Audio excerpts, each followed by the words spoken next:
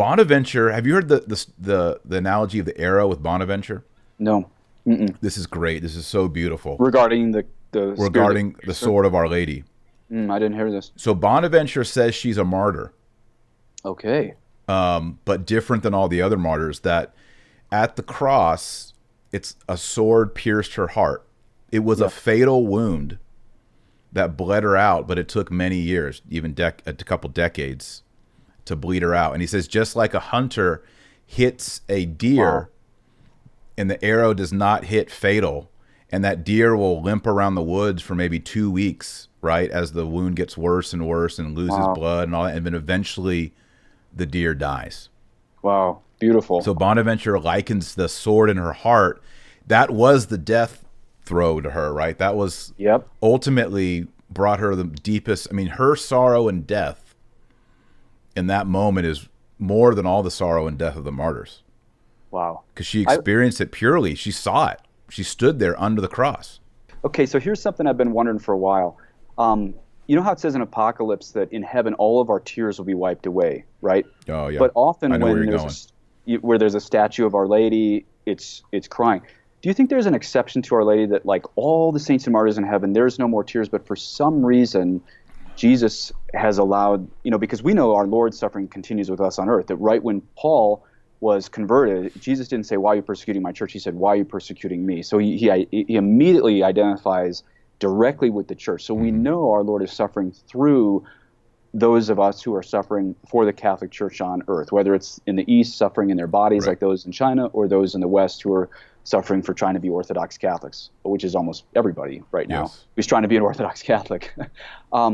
We know our Lord is saddened, that we know that, in fact, he's bearing the majority of the brunt of all of the sufferings of you, of me, of all of our listeners. He's bearing the majority of that brunt. But did he accept Mary, EXCEPT, from that invincibility in heaven, or do you think she continues suffering and is sorrowful in heaven for the church right now? It's a good. I mean, I had the same question. When I was working on my PhD. Every couple of weeks, I'd get together with my director, Father James Lehrberger. He's a Cistercian, great priest, good theologian, good philosopher, good Thomist.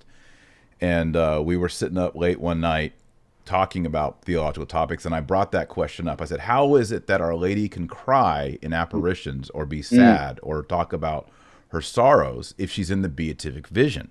Okay, same question. So it's the same question. Yep. He had a good answer. I'm not sure it's the answer, but it's the best answer I can think of. He speculated, and again, he wasn't dogmatic about it, that when Our Lady's in these apparitions, the modality of it is from her perspective at the foot of the cross. In fact, she may even have had knowledge of these apparitions at the foot of the cross. I like that. I love that. By an infused knowledge. Almost a bilocation through history. Exactly. So the modality that you're seeing Our Lady suffering in time and praying and interceding and calling to penance is actually the modality of her at Golgotha. Awesome. I hope so. But currently at the right hand, it's not. She doesn't have that. That's beautiful. But I kind of like that. Yeah. It doesn't.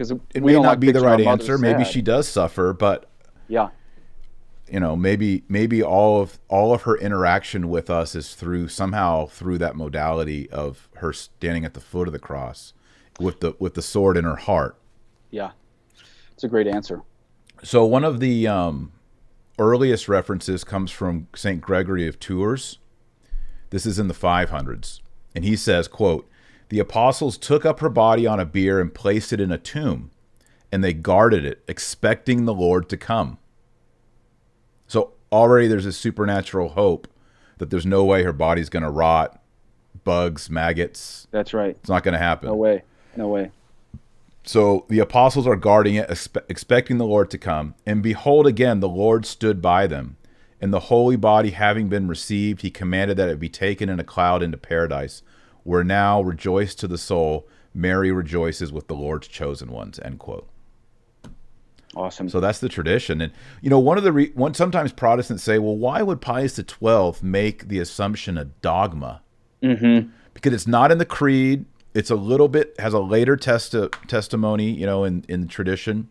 Yeah. Why make this a salvation issue? Isn't that kind of mean? And that's a pretty good question, I think. But all the early accounts present the apostles present for this mystery. Right. And if that is true, and I think it is an apostolic, it's part of the apostolic deposit.